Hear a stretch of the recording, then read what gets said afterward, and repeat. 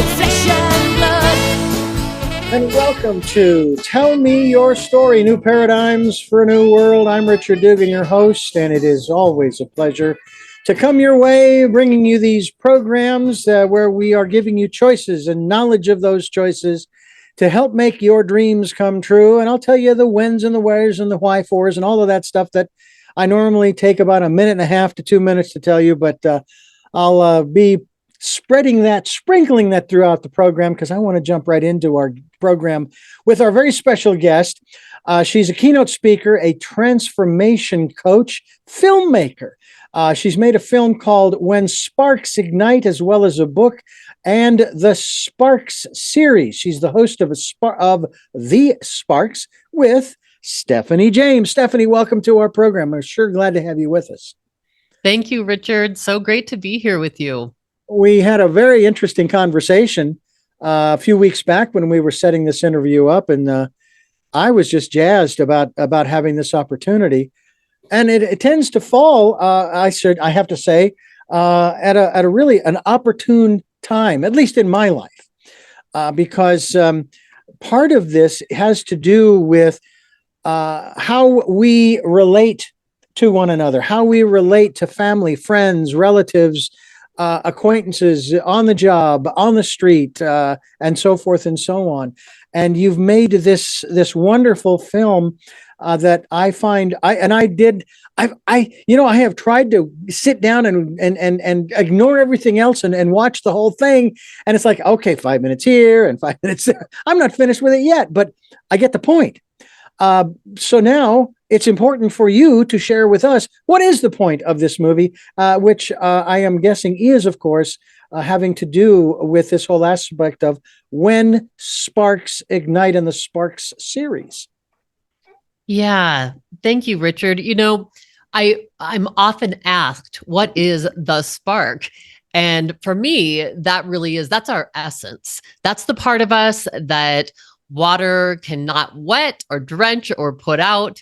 It's that spark that's the light inside of us that is the essence we share with the world. And so what this film is about is the difficulties and challenges we face that can then become the match point that ignite that spark within us that becomes our gift to the world.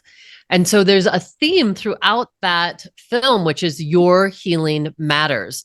Number one, we never know the spark that we're going to be for another person, what we might help ignite in someone else. And that when we share those gifts, we become like the pebble in the pond, and the concentric circles of healing and the sparks, they radiate out from us.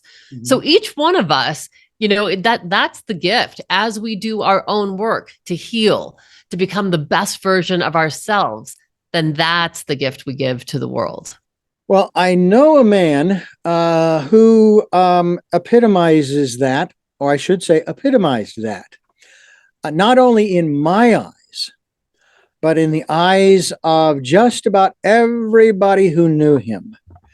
And that was my father, who we paid tribute to Friday, the 10th of March in Phoenix, Arizona. I flew out there. And what I found so fascinating, you talk about universal synchronicity.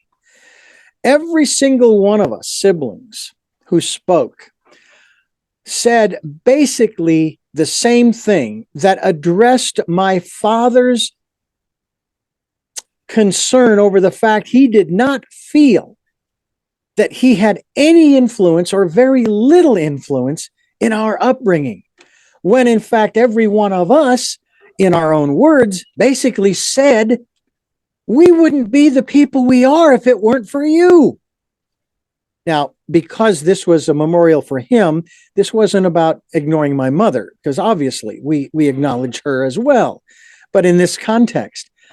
And I just found that so disconcerting sometimes when I would think about it, and I would play his words back in my head, and I'm going, how is that possible that you could think that the essence that is you, the kindness, the compassion, yes, the discipline sometimes as we were growing up. There were 6 of us, Stephanie. I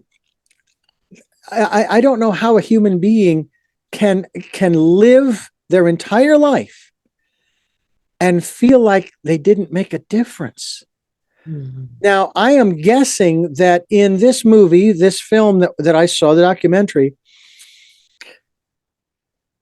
that some of the people spoke about feeling that way, maybe in the past, not necessarily in the present, because they wouldn't be there if they weren't at this level of consciousness that you were looking for this documentary. That's my guess. Yeah, absolutely. You know, there's 12 thought leaders and change makers that are huge influences in our world that are in that film. And they share with them parts, you get to be a fly on the wall as the viewer. Mm-hmm. And you're seeing into those parts of them that they are sharing from their childhood wounding or through difficult times that they faced. And, you know, Richard, one of the really cool things about this film was it was really important to me to have these people come together and not just have them present. So often we have these big names and big authors come in and they speak for 40 minutes on a stage and they're gone. And instead, what this film captures is not only the individual interviews with these people, but 3 days where we spent together. You know, we meditated together, we sang together, we danced together, we ate meals together, and we dove in deep. The second day, we all sat around a round table and we called it Sparks of the Round Table. Oh, I love it. Or excuse me, Lights of the Round Table. Instead of Knights of the Round Table, it was Lights of the Round Table. And, you know, so people were really sharing what is it that helps them get the long view? What is it that really inspired not romantic love, but true love in their lives, you know, and what were some of the challenges that they've overcome? And then the last part of the film, you see this as we move from this beautiful alchemy that was created between the 12 of us to a stage presentation. I think we had about 150 people in the audience. It wasn't a large audience, but it was really beautiful to see how then other people also became ignited from that collective, just beautiful experience that we had. So, you know, and my heart hurts as I hear you sharing about your father. And I really hear you. It's those things we wish we could say. Having lost my own father this last December, I know there's these times we wish we could go back and say, you were this amazing influence. You did so much for me, even the rough times. Yeah. You know, there are definitely things that become ignited within us as we grow up with these beautiful people in our lives. Well, I will tell you that I don't have that feeling because I didn't wait. I told him in so many words, Dad, I even wrote a song and I shared that at the memorial as well. And the 4 lines of the chorus are, oh, Daddy, I know, you know how much I love you. Oh, Daddy, I know how much you care. Oh, Daddy, I wouldn't be the man I am. Oh, Daddy, if you hadn't been there. And I shared those words with him probably a few weeks prior to his falling ill and succumbing to the Parkinson's and so forth. And I made sure I was not going to be one of those, oh, God, I wish I had said.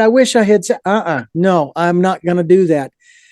My mother tells me that my wife and I were the last 2 people to talk to him before he lost consciousness Tuesday, passing away. Now, he waited until March 1st of 2023. Now, it's interesting because his eldest daughter, my eldest sister, passed away a year ago at the end of March.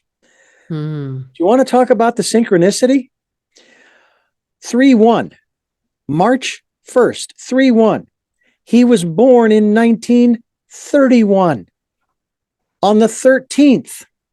It was of August. That's an 8, but nonetheless, I mean, I'm always looking for patterns. That's just my way. And it was like, oh, April must be, or March must be some kind of portal month for the 2 of them. Anyway, yeah, I have to say, and I'll say this to you as well as to everybody else. Don't wait. Please don't wait. Don't be one of those, yeah, I wish I had said, yeah, I can talk to my dad now. And I do. You know, I was struggling through something somewhere after his passing, the second or third or fourth day of the month. And I'm just going, Dad, what the heck am I supposed to do? I don't understand, and yet I've been dealing with all of the different things that I was dealing with then. But it was like, I turned to him and I just spoke to him. And of course, what came was sort of a calming and so forth. Tell me about how you chose these 12. I'm going to, the lights of the round table. How did you choose these apostles, both male, ladies and gentlemen? Yeah, both male and female, absolutely. And what's interesting is the whole idea for this film, Richard, came absolutely. It was to me a divine download. I was just getting done with a meditation one evening, and I thought, oh my goodness, I have my radio show and podcast, Igniting the Spark, and I thought, oh my gosh, I'd had all these people as guests at one time or another, and I thought, I know some of the most brilliant minds and serving hearts on the planet. And it was just all of a sudden like, oh my gosh, what if we did this event that's very different than other events? And I was so excited. And I was very good friends with Jacob Lieberman, who's one of the beautiful speakers in this film. And I said, I'm headed down to Santa Fe. And he said, oh my gosh, you've got to get a hold of Larry Dossey. And I don't know, Richard, if you know Larry Dossey. Absolutely phenomenal. He's an integrative medicine specialist. He has been one of these people who I'd had him on my show for his book, One Mind. He is one of the brilliant men bringing a higher level of consciousness and has been, probably the last 40 years and 40, 50 years. And so Jacob had me get a hold of both of these couples. He said, get a hold of Larry Dossey and his wife, and then get a hold of George and Sedina Capinelli, who are television and film producers. And they all happen to live in Santa Fe. I had no idea that they were. Everyone said yes. And here's the big thing. Everyone believed in this project, Richard. And these are people that get paid tens of thousands of dollars to speak, and they all came for free. They all came without cost. They all came because they believed in this project. Yeah. So it was, all of it was serendipitous. People came from all over the country, from Maui, from Texas. Again, several people from Santa Fe and Seattle. We had Stephanie Schwartz, who is a research scientist who literally is who's who in the world, who had his show with Leonard Nimoy on his submarine Deep Quest, and deep people in consciousness. I mean, these people who really have spent their life in the consciousness movement and opening those doors for people, for thousands and thousands of people. So it was really just this beautiful gathering of what Steve Behrman would call cohorts, and Steve Behrman being one of the people on there that wrote the book Spontaneous Evolution with Bruce Lipton. And so Steve and his wife came, George and Sedina, Jacob, Barb and Larry Dossey, Gabriella and Solomon Masala, and Misa Hopkins. And Stephanie Schwartz. So it was just a beautiful, this beautiful circle of people whose hearts are really there, like making substantial change in the world. And of course, in order to make a substantial change in the world, they have had to make substantial change in themselves, because that's where it starts. I remember as a kid growing up, what do you want to be when you grow up? What do you want to do? What do you want to accomplish? And of course they say, and don't say that you want to change the world, because that's too big. It's too big a thing. And I understood what they meant by that. Okay. It wasn't that they didn't want us to dream big. It was just, take bite-size little elements. Well, I'm 62. I'll be 63 in June. I want to change the world for the better for everybody, not just a select few. And currently, I refer to them as the powers that be. They're not interested in everybody. They're only interested in a select few. And That's something that we're going to continue talking about here as we talk with Stephanie James. And the title of the movie, did I misquote it? It is not When Sparks Ignite. Is it? No, it is. It is. Okay. You got it. What was the element about Your Healing Matters? Your Healing Matters is the tagline for that movie. Ah, all right. Well, we're going to talk about that as well as we continue here. Guess where, folks? On Tell Me Your Story. I'm Richard Dugan, your host, and it is just fantastic to have Stephanie James. You are the producer, director. Yep. I am the producer and the writer and the visionary for the film. Okay. I co-produced it with Doug Beechwood. Now, I'm curious because it is better to have more material than not. I know this in terms of interviews. Now, I don't have a bunch of stuff in front of me, okay? I don't have a bunch of papers. I know a lot of people, that's their style, and they will prepare for weeks for a particular interview so that they've got all this information and they may get in 2 or 3 or 4 questions. I learned early on that doesn't work for me. But because the universe asks the questions, I'm just along for the ride. But you talked about you talk about this process of filmmaking, and I haven't made any. I mean, my videos of my program, Tell Me Your Story, that's the video editing that I do. But I take the whole thing, I do my interviews as if they're live, which means I can't go back and edit. So I don't, unless there's something that I really need to, like a glitch. Oh, hey, I'm sorry, we have to pause right now. And so forth. And then I'll take that out and what have you. But I don't edit the content. When you're editing, how many hours of material did you have? How long is the film now? And how many hours did you have to go through to get it down to what you have? Yeah, great question. Because the film is 85 minutes long and we had 3 full days of video. Plus we had B-roll, which for people that don't know B-roll, it's when the film crew came back a couple different days and we just filmed shots in nature, beautiful things around Fort Collins, Colorado here where I live. And those are pictures that you'll see, you fill those in as you go. It's gorgeous. Thank you. Thank you. And so, and I have to tell you, Richard, too, I mean, you're talking about the universe, and boy, was the universe had a heavy hand in all of this. Not only was it the inspiration, I had never done a documentary either. And so when I was called to do this documentary, I think it's important to state, I had 67 cents in my savings account.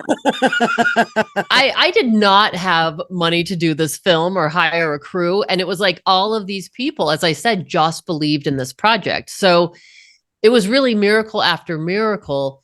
And Doug Beechwood and I, it took about 2 years because we were in COVID time. Yeah.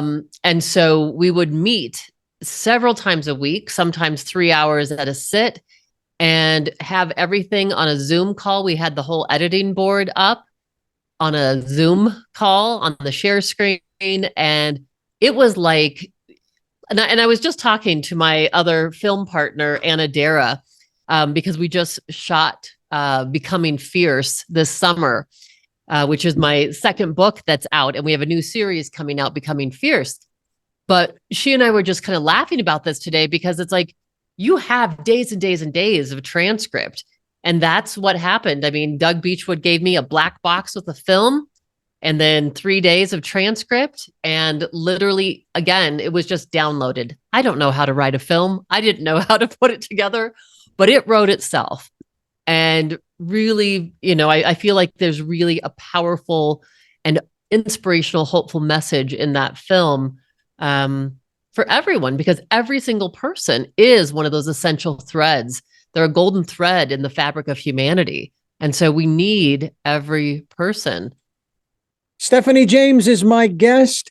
She is a keynote speaker, transformation coach. Well, I want to talk about that, as well as a filmmaker of the film we're talking about primarily here, but we'll talk about many other things too. When Sparks Ignite, and the Spark series, which will continue on, I'm sure. She's the host of The Spark with Stephanie James. It's a radio show and podcast.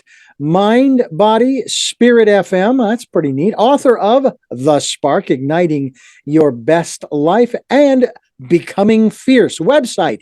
Oh, it's a tough one, folks. So you might want to write this down. It's wait a minute. It's .world. .world, ladies and gentlemen. They've opened it up big time from .com, .net, and so forth, and .org to include all. I guess I'm going to have to move my my website to Richard Dugan at TMYS. Would be a good one to go to. But it is stephaniejames.world, and you're listening to Tell Me Your Story. I'm Richard Dugan, your host, and you know, Stephanie, you talked about the process of creating this film and how it just it sort of built itself. The universe played a big role. And I can attest to the fact that in the majority of my projects, maybe all of them, I can attest to that. I remember the very first radio theater that I produced at the age of 21. And I had never done it before, but the only way I was going to get through it mentally was, Richard, it is just a long commercial with a beginning, a middle, and end, and it's got some music and some sound effects and a bunch of people talking. Okay, it's just and we spent 18 hours. My executive producer and editor Sam Barcelona and I in the studio back in Phoenix. 18 hours in the studio, and initially I was very disappointed at the final product, not because of what it sounded like, but because it was only 33 minutes long. We'd been in the studio for 18 hours, only 33 minutes. And then I realized, oh, it doesn't matter. What is the finished product, if you will? And I'm sure that that's probably how you feel too. And yet you probably have enough material left over that wasn't used to make another film. Sure. Many films, actually. Yeah. And even some short films and so forth. We talked an awful lot in our conversation prior about our families. And you and I, it sounds like, to our listeners, it sounds an awful lot like she and I grew up in similar households that were just amazing. Matter of fact, having listened to my brother and sisters share their recollections of their experiences with my father and his prowess at carpentry. He built mine and my brother's bunk beds. He built these incredible 2 tables that we would clamp together for dinners, where we would all sit around the table and we would have dinner every night together. We went on vacations together. We would carol at Christmas time around the neighborhood.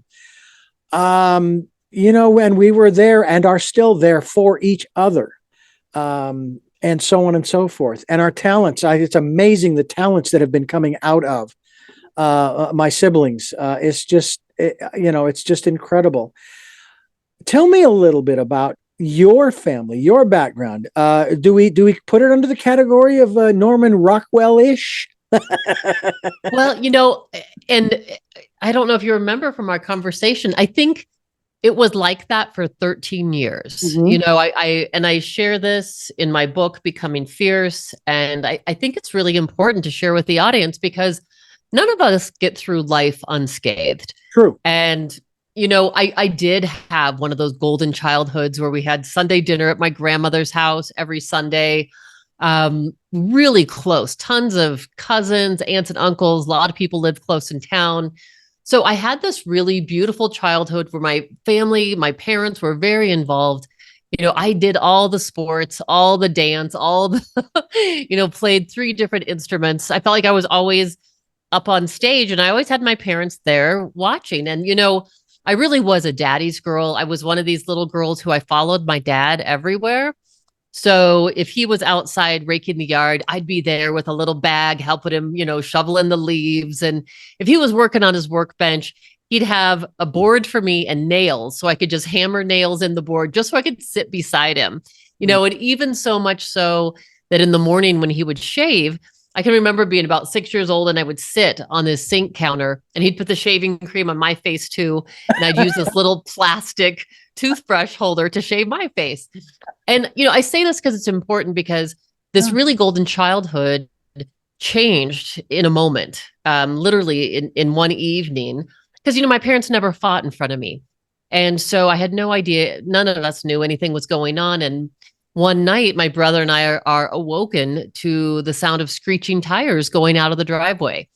And my brother comes in the room and we're looking out the second story room as my father is jumping on the hood of the car as my mom's screeching out of the driveway, pounding on the windshield for her to get out.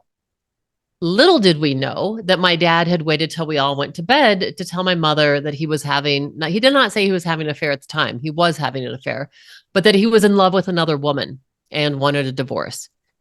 And, my beautiful, sweet, golden childhood was absolutely from that moment on completely broken, and irreversibly damaged. And so, I go on to tell the story, Richard, that what ended up happening, my mother became emotionally unstable at the time because she'd been in love with this guy for 18 years and was just devastated. And because I was such a daddy's girl, I moved out with my father. And in pretty short order, had a new stepmother and a whole bunch of new rules, which were that I wasn't allowed to speak to my father alone. I wasn't allowed to be with him alone. And even before he passed, to that day, I was not allowed to speak to him alone on the phone. And so what that created in me, was this sense of like, what is wrong with me? I was like, I just felt so upset. And at 16, when I chose to stay and live with my mom while my father moved to Austin, he was so mad. I wanted to stay here because I'd grown up in Fort Collins and been with my friends since 4 years old, preschool academy. And I was about to be a junior in high school. And so when my father decided to move to Austin and I didn't go, he didn't speak to me for a year. And what happened, Richard, then was probably the next 15 years I spent trying to find that I was lovable. I was trying to prove it in every way. If I could just wear the right thing or get enough good grades or have the right boyfriend, or as I got older, have the right house, then I could be acceptable. Then I could somehow earn his love and feel lovable. And it wasn't until I was in San Francisco in my early 30s at a healing school where we were learning how to be conduits and help in healing others, that the Dr. Jaffe, the gentleman who is the head of that school, when we came in, there were about 40 of us students, and he shook my hand. And it was one of those times, Richard, where he shook my hand and I felt like he was looking into my soul. Oh, wow. And I just kind of got uncomfortable. He was shaking it for a long time. And then he goes on, we all sit down, he goes up on stage, and about halfway into his talk, he looks out in the audience and he says, "Hey, you in the blue coat, I have a message for you." And I'm looking around at everyone else. And then I look down and I'm like, oh, crud, I'm the one in the blue coat. And he said, "I have a message for you." And the interesting thing is, when he began to speak, I couldn't hear him. He said, "The message is," and then everything went blank. And he tried again. Same thing. I couldn't hear him. People are starting to laugh at this point. The third time he says, "My dear, you have such a block to this. What I'm trying to tell you is," and when he paused, all of the air conditioning units in the place came on and nobody could hear him. So now everyone is just in hysterics laughing, like, what is going on? And he finally said, "Come up here, come up here." And everybody kind of moved up towards the stage and I came up on the steps and he looked at me and said, "My dear, what is so hard for you to hear is stop trying. Stop trying." He said, "You've been trying your whole life to be perfect for your father, and now you're doing it for your husband. Stop trying." And this is the first time he's met me. He knows nothing about my life. So it was such a powerful and transformative moment for me because I realized, oh my God, my whole last 15 years had been spent trying to earn love, trying to get something from outside of me with all these external programs for happiness. And it literally was that key point that was like, oh my gosh, I've got to start. This is an inside job. This isn't outside. I've got to start learning how to first befriend myself and like myself, and then grow in a loving relationship with myself. And that's really what started this whole journey. You know, there is someone told me not too long ago in reference to some of the things that I had shared with them about what was going on in my life. And they said, there's nothing more for you to do. You do not have to do any more. That's not to say that I can't keep doing the things that I do, but you don't have to keep adding on to that. Okay. It's not going to make any difference you doing more. Okay. But there was a time many years ago when I was curious about this whole aspect of perfection, to be perfect, right? What does that mean to be perfect? And of course, most of us think about it, got to be right. Got to do things right. Got to follow the rules, and on, especially when you're driving, you've got to make sure that you don't run a red light. You don't run a stop sign. You don't run people over. You signal when you change lanes. You signal when you turn. You make yourself and on, and the list goes on. But I worked for 15 years for a Christian radio station, and that kind of came up. And I remember hearing the passage, "Be ye perfect, even as your Father in heaven is perfect."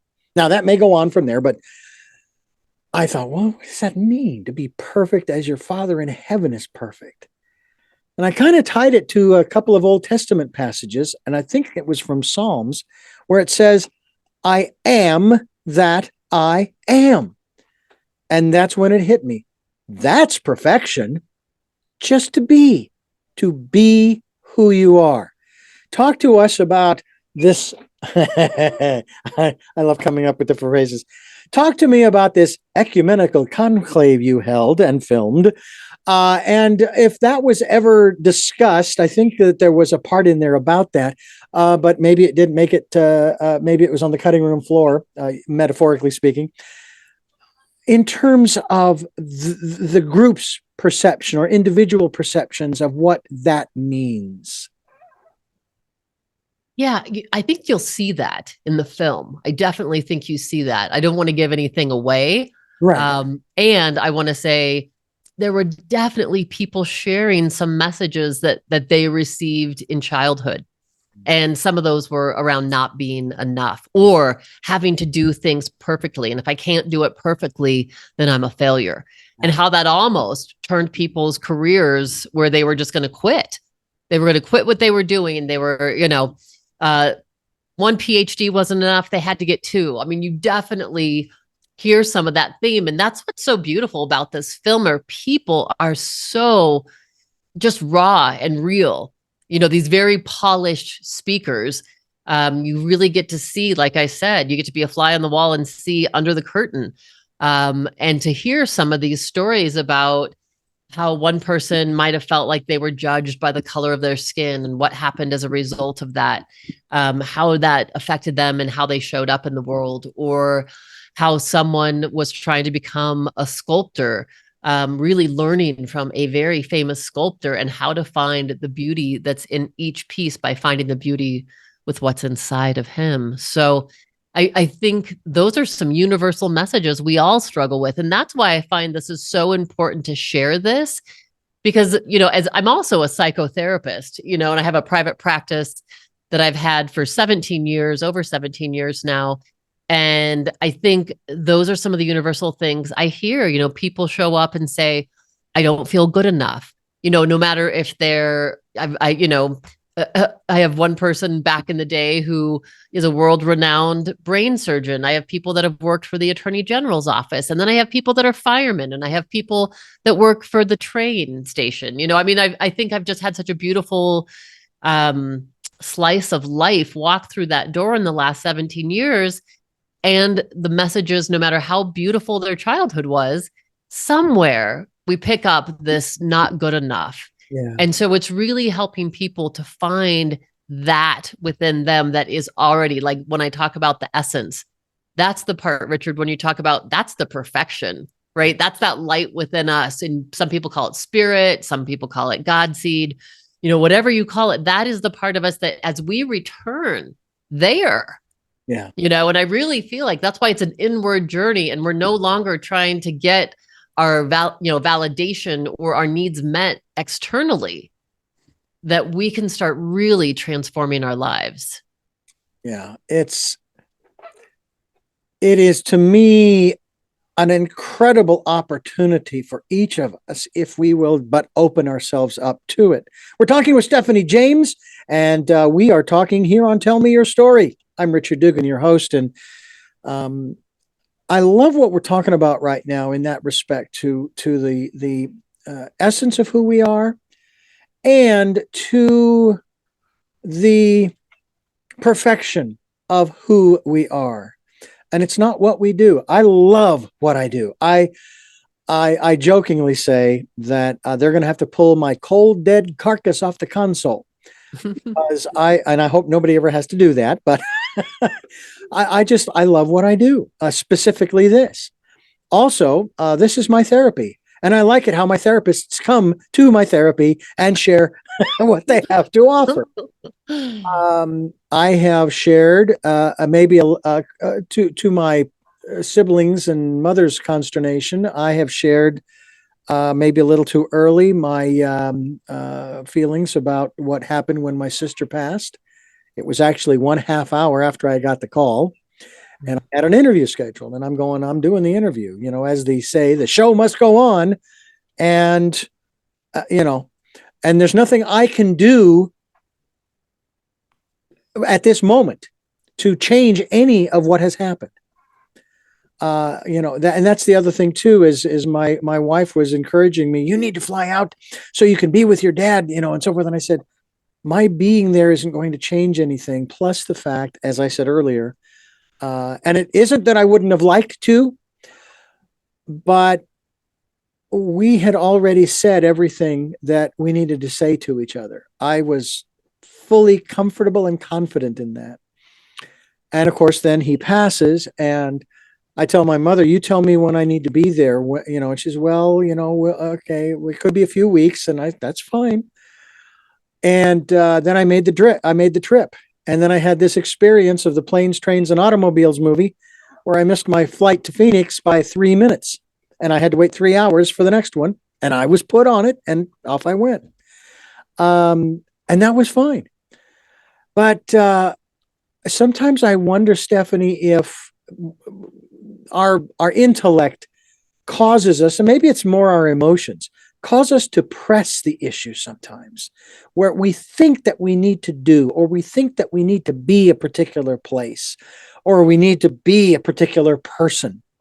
I mean, you would agree that we wear masks throughout our lives. I mean, from morning till night, we will put on different masks. I'll put on a different mask for my wife. I'll put on a different mask for my employer. At least that's the theory. I'd like to think that I don't. I'd like to think that I'm genuine to everybody that I meet, and there is no mask. But I'm not going to ignore that possibility. Talk to us about the discoveries that you folks made around that table in terms of the way we perceive ourselves, the way others perceive us as, and this starts to get really convoluted. It's like the way I see me, the way you see me, the way I see you seeing me, and it goes back and forth and gets deeper and deeper and so forth. Can you share a little bit about that, and if there were any discoveries on how to wade through that and say, we don't need to do that anymore? Yeah. Yeah. And I know there's elements of that in the film. I can speak more directly to that as a therapist and as someone who lives that.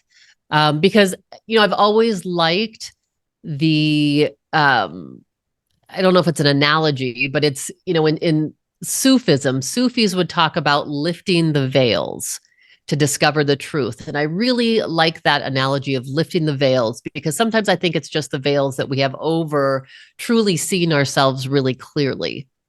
And I do believe that, we all get messages in childhood. When you think about it, the first 7 years of our life, we're in theta brainwave state. So we're literally just little sponges. So if someone says to you, hey, you're not very good at math, click, there's that belief, oh, I'm not very good at math. Or, the art teacher says, as was my case, trees aren't supposed to be purple. You go, oh, okay, well, gosh, I guess I do this wrong. You know what I'm saying? That we all have these little programs, and they become very unconscious, and they start being the veils, or, I always talk about the lens that we're looking at life through. It starts covering up that clear perception. Yeah. So I think, the thing that is essential for me is that I do just like you. I want to be my most authentic self at all times. I think we do have to, we're in roles. I certainly don't laugh a whole bunch like I do with my fiance the whole time I'm in, therapy working on people's trauma. And I do try to show up not just as a clinician, but as a open-hearted, real, authentic person that truly cares and is there being fully present. So, I think, to me, the way in which I have done that is what I spoke of in learning how to befriend yourself, number one, because we do have all kinds of programs that the outside world has given us. Yeah. And so for me, it's been about being aligned. For me, some people call it God, source, the universe. I call it the divine. For me, being aligned with the divine and meditation has been a huge thing for me, where I'm not just, wishing for something or praying for something. I'm listening. I'm open. I'm that conduit. Yeah. And that's been something I've really been aware of the last 17 years, is this mission of wanting to bring as much love and healing to the world as possible. So in order to do that, I want to be as clear as a conduit as possible. And so I do think everyone can do that. Yeah, these are all the apps that I have on my phone, which is probably how many apps I've got in my in my programming, my human programming, as you just referred to. But you also made reference to the art class, and it brought up the lyrics of a song by the late great storyteller Harry Chapin. And it goes, flowers are red, green leaves are green. No need to see flowers any other way than the way they always have been seen. But somehow we need to teach our children how to say, there are so many colors in the rainbow, so many colors in the morning sun, so many colors in the flowers. I can't hit the high notes. And I see everyone. And basically, it's a story about this kid who goes to one school, and he's just having a great time painting and whatever the colors he chooses to use. But the teacher, she's the one saying, no, flowers are red and green leaves are green. And this goes on, and he gets put in the corner because he's being sassy. And then he finally moves to another school, and the teacher is smiling there. And she says, painting should be fun. But he's painting neat rows of red and green. And she then has that line, there are so many colors. We get these programs, and we don't know how to overwrite them or delete them or put them in their proper perspective. Is that a better way to put it? Putting them in their proper perspective? Because we can't really get rid of them. It's not like I'm going to F-disk this hard drive in my computer, and supposedly it's supposed to wipe everything clean. Doesn't work that way. Yeah. Yeah, I hear what you're saying. I believe that the first thing, honestly, Richard, is we have to know what programs we're running. First of all, a lot of the stuff is unconscious. So if, you're not feeling the way you want to be feeling right now, if you feel like, you don't have that deep sense of well-being, you're not as happy as that you wish you were, had joy or peace, then it's like, okay, what internal programs are running? And so if we can define first what our limiting beliefs are, then we can do something about them. We can start putting them to the test. His name, let me see if I can do it. It is, oh my gosh, I'm spacing on his name, which I can't believe. Oh, David Burns, not the singer of Talking Heads, but David Burns, the psychiatrist from Stanford. who I've had on my show like 3 times. He was one of my idols through grad school. Mm. And he speaks about that. He says, we got to put the lie to the test. First of all, looking at the evidence that proves that it's true. Because a lot of times if we do something, let's say that we're minimizing ourselves, or we're my favorite one is when people are mind reading and they think they know what someone else thinks. Like you were saying, like what that person thinks about me. Yeah. Well, I always encourage people, look for the evidence that makes that true. So, I mean, did you suddenly develop a psychic ability? Are you getting a check from the Psychic Friends Network? Probably not. So chances are you can't read this person's mind. And so we can start looking for more realistic beliefs. And I think that can be something that's very healing. I do think when we have really big wounds about certain beliefs, yes, those wounds might be a part of us, but there are beautiful healing modalities like EMDR and the flash technique, which literally rewire people's hard drive, if you will, so that it changes the belief from the physiology. So the physicality of what's triggered by a belief, like I'm not good enough, or I always have something bad happen, or some of those really negative beliefs.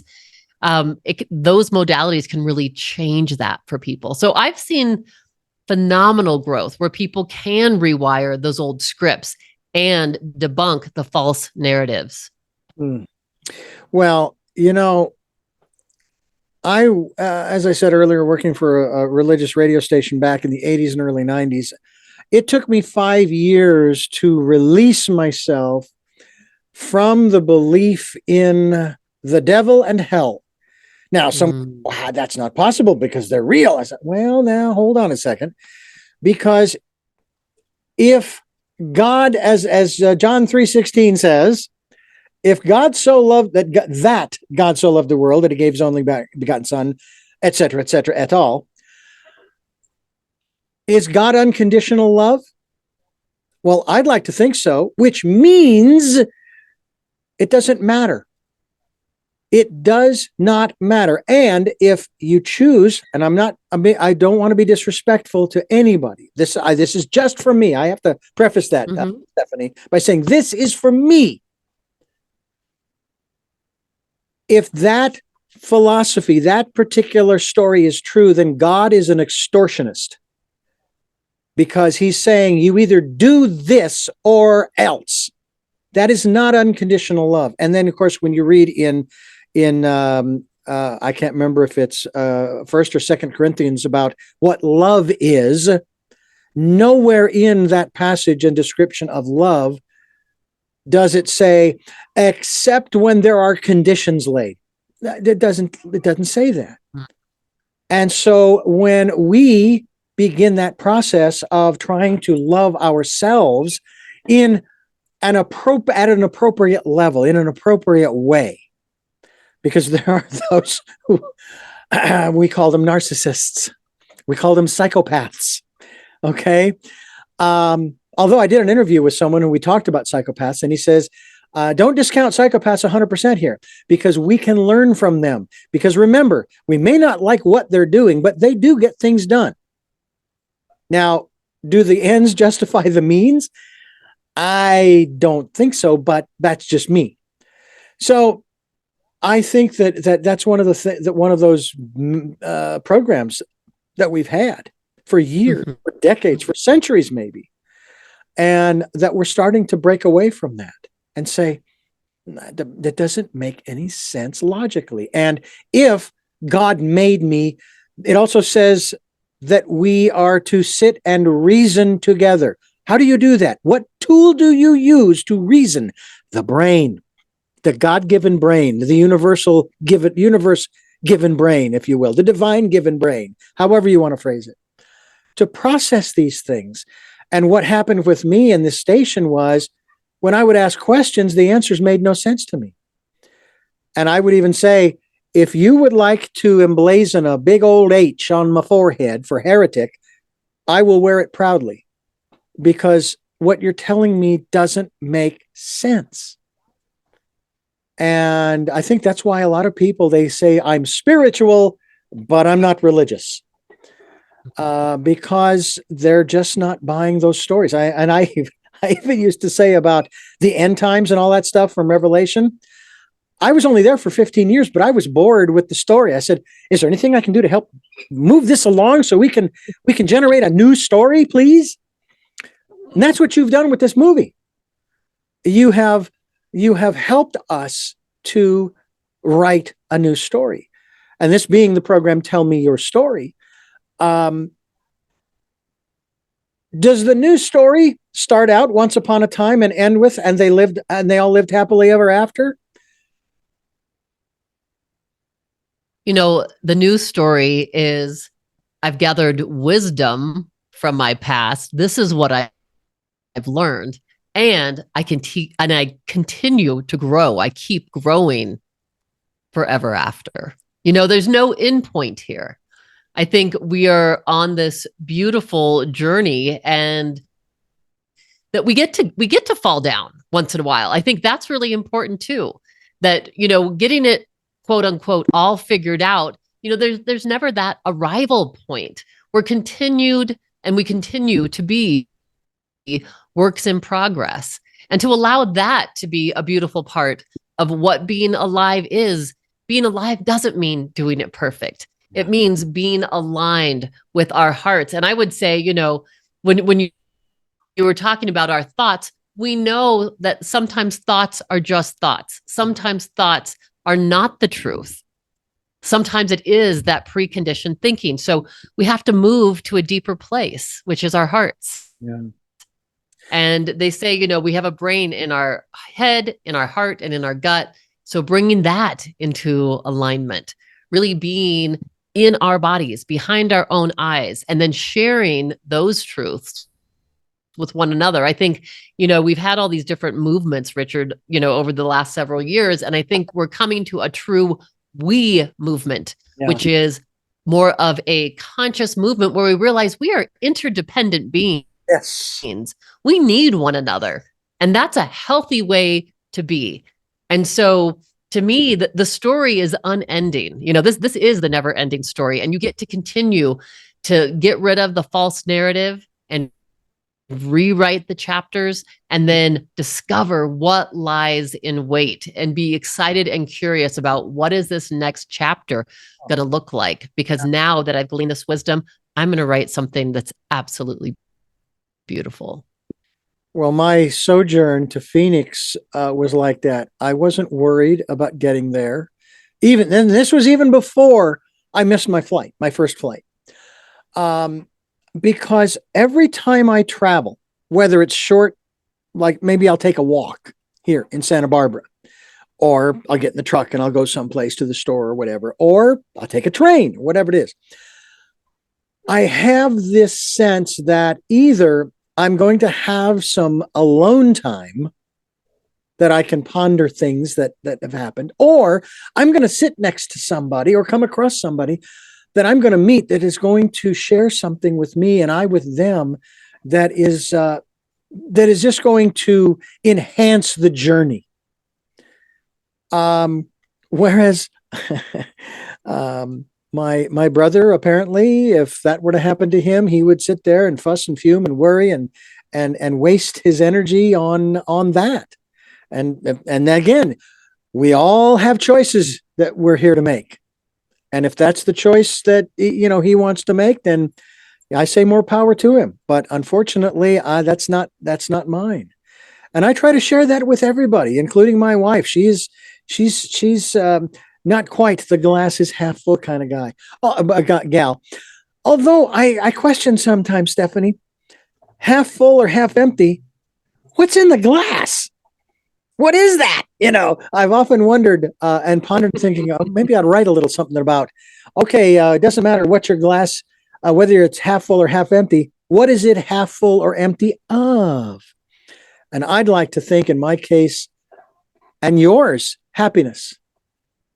Because that's kind of what I think that the founding fathers may have had that part of it right. That, the pursuit of happiness. And it is attainable. But again, as you were saying, it's a choice. We choose to be happy.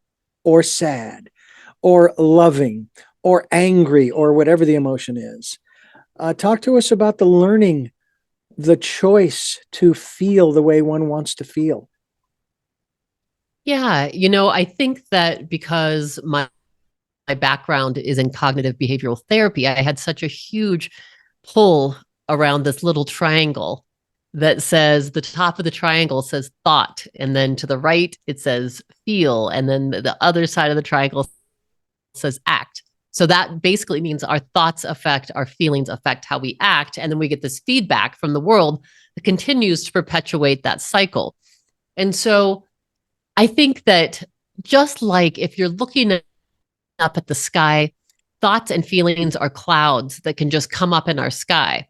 You know, so again, not every single thing that comes up do we want to continue to focus on. It's not the big T truth necessarily. And the interesting thing, Richard, about our minds is that whatever we hold up, our mind experiences is happening now. And we get a physiological response. And that's why we could be worried about something in the future. It's not happening now, but we're experiencing anxiety. Same thing, if we're ruminating about something from the past, it's not happening now, but we're feeling the regret or the guilt. So I really encourage people, that's why meditation is such a big part of my life, to bring themselves into the present moment. You can literally do that by just taking a few deep breaths, feeling into your hands, fingers, and fingertips. And my thing is, I think that there are certain emotions that don't serve us.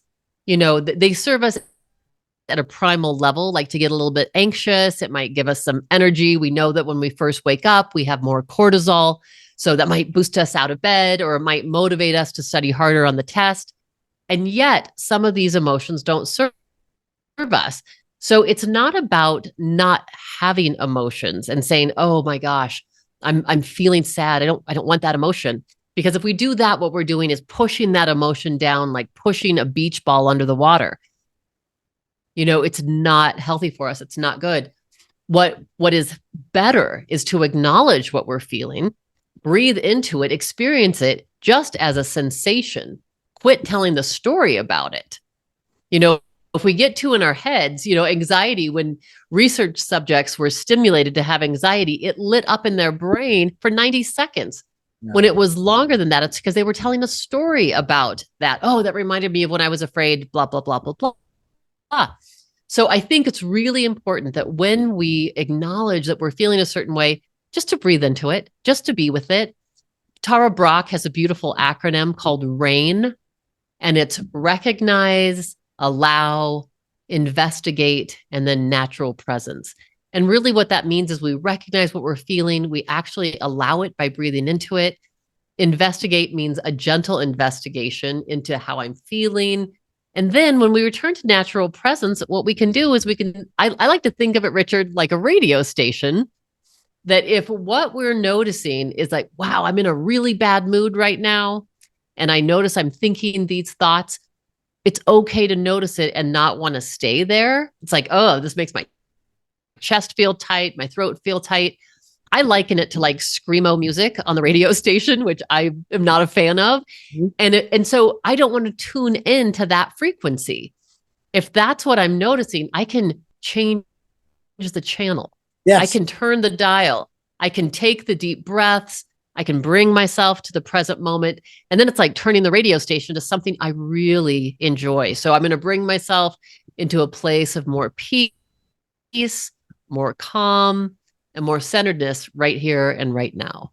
What I found so funny way back in the 80s, but even to the present, through to the present moment, was there was this one programmer. He was a syndicated 2-hour show, 5 days a week. He would blast people like you would not believe. And he would get callers who would blast him on the air. And I'm just sitting here going, if he upsets you so much, why don't you change the channel? I don't understand. You must be a masochist. That's the only thing I can think of, is that you must enjoy feeling frustrated and angry and so forth. Because I don't like watching high drama movies or television shows. I don't like watching documentaries. I don't care for a lot of the historical documentaries, especially about human atrocities. Just I just don't like watching them.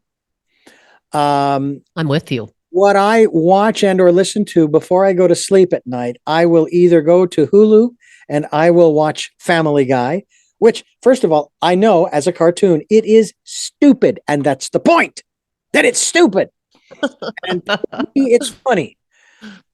But if not there, I'll go to YouTube and I'll pull up some of my favorites are like watching little 10 or 20-minute pieces with Jim Gaffigan, the ventriloquist, or not Jim Gaffigan, Jeff Dunham, but also Jim Gaffigan. Jeff Dunn. Yeah, Jeff Dunham, or as Peanut the Woozle would say, Jeff Dunham.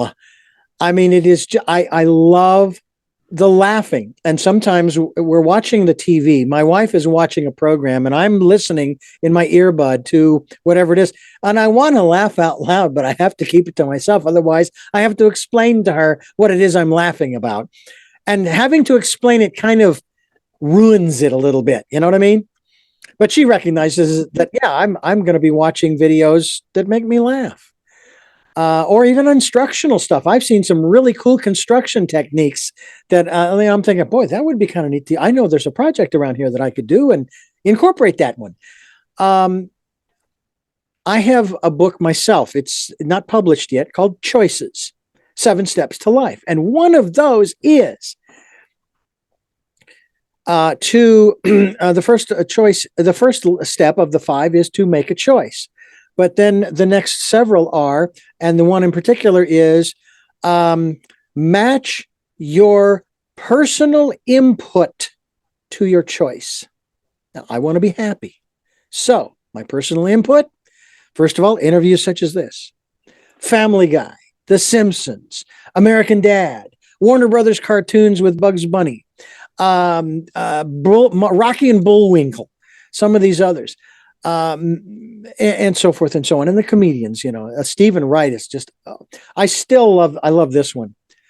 Stephanie, what's another word for thesaurus?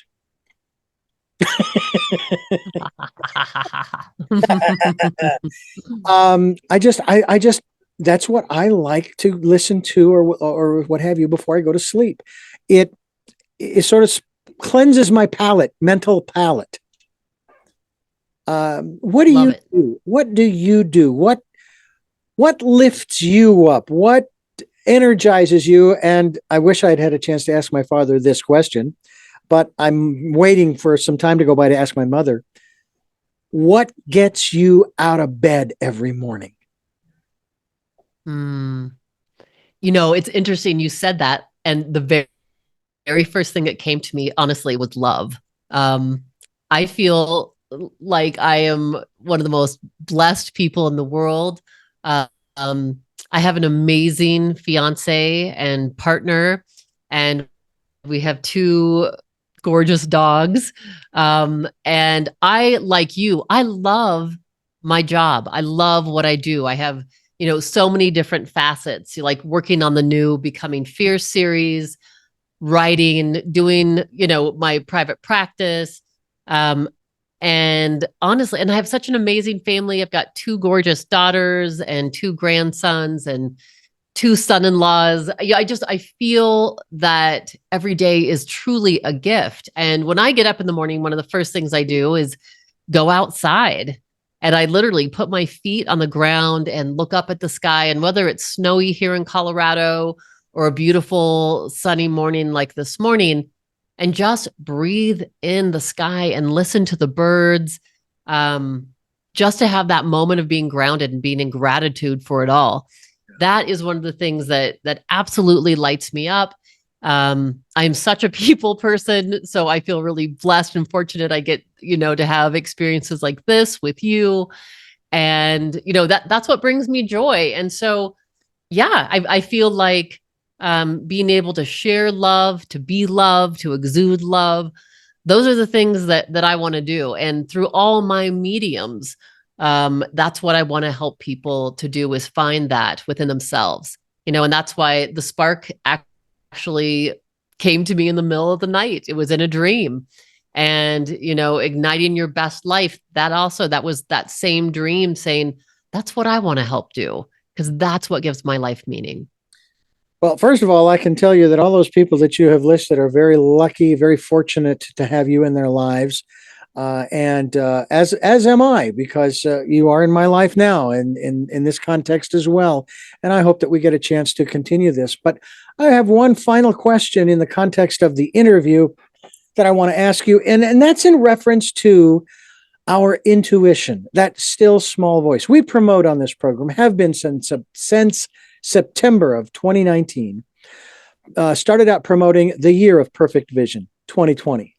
Then the decade of perfect vision, the 2020s, where we encourage people to go within, where they will get perfect vision for their lives by listening to that still small voice.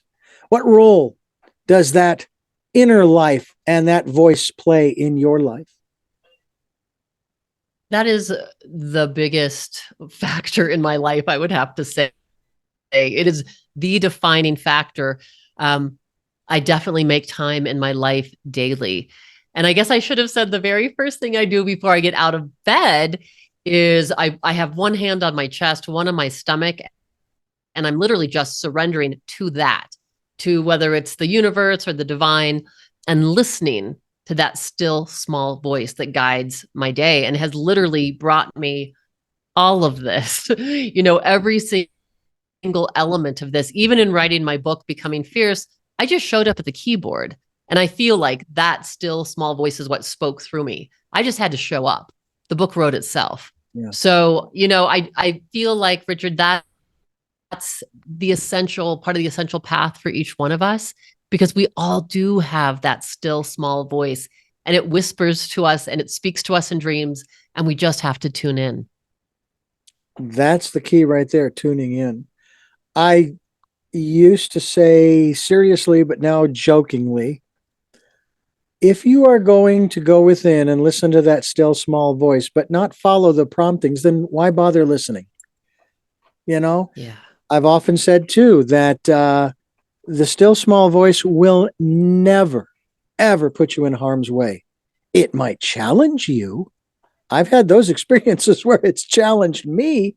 No. That's against the plan that I have created intellectually. And then, of course, it just persists and persists. Now, it's always still my choice. But I finally acquiesced. All right. Okay. I will follow through with this. And then I look back a couple of 3 days later and go, boy, if I hadn't done this, things would be a lot worse. So that to me is key to that. We're talking with Stephanie James, stephaniejames.world, stephaniejames.world, and we are going to be linked to that website as we continue here on Tell Me Your Story. I'm Richard Dugan, your host, and Stephanie, I want to thank you for giving us so much time here on the program. This has just been fantastic. I do have 3 final questions that I ask all of my guests. But again, thank you for being with us here. And I hope that we can have you back for the next book that you will be putting out, and more thoughts on making this a better place. Thank you. Before I do ask those questions, though, I want to thank you for listening to and watching Tell Me Your Story, New Paradigms for a New World.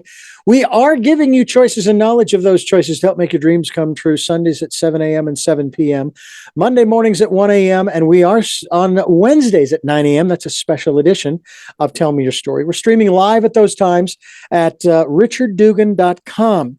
And we podcast on SoundCloud, iTunes, TuneIn Radio, Spotify, Stitcher, Player FM, Blueberry, iHeartRadio, Amazon Music, and many other locations. And we're on YouTube, where you can watch these interviews. I hope that you'll subscribe. It's not a critical thing. You don't have to subscribe, but I would encourage you to. And then also click notification so that every time I put up a new interview, that you will know that, and you'll be able to listen to the latest conversation here on Tell Me Your Story. We also ask that if you can, support us, and financially, if you can support us financially, we would greatly appreciate that. We have a PayPal account. It's for your security as well as ours. And as I mentioned earlier, please take that time to go within and listen to that still small voice during this, the decade of perfect vision. And with all of that being said, the first of my three questions is, who is Stephanie James? Who is Stephanie James? Well, Stephanie James is, I would say, that spark, because even though I'm in a grown up body, I am still that little girl who is full of love and wonder and gets excited about the stars in the sky and holding my puppies and just still believes in magic and the wonder of life. So that's who Stephanie James is. What is your life's purpose? As I said, I truly believe it's to bring as much love and healing to the world as possible through every medium that comes through me. And finally, what was your best day? Wow. Wow. My best day. Gosh, that's a great question. I've had so many. I would say honestly, one of my best days. There's been so many, but we've been talking about the film, so I guess it reminds me of the first day of filming, where I was doing something I could have never imagined. I was there with this 4-person award-winning film crew and personal assistants, and sitting there interviewing people that I had some become dear friends with and loved and looked up to. And we were creating something where there was just magic in the air. And so I felt like I was probably floating about 3 feet above. And later that evening, when we had a dinner party, I had my family come, and one of my dear friends, Steve Ertl, who wrote the original score for the film, came and performed for us. And so, I'm dancing and eating and singing and having such a wonderful time with my friends, family, and these wonderful people who helped make When Sparks Ignite such a meaningful, deep, and purposeful film. So I would say that's the day. Well, we thank you for spending this time in this day with us, and we look forward to having you back again. Thank you, Richard, so much. Such a joy to be here with you. And I thank you for listening to and watching Tell Me Your Story. And until our next broadcast, podcast, videocast, Stephanie, this has gotten longer as life has happened. Love to Lol. Jeanette, I am still listening. And Dad, be happy.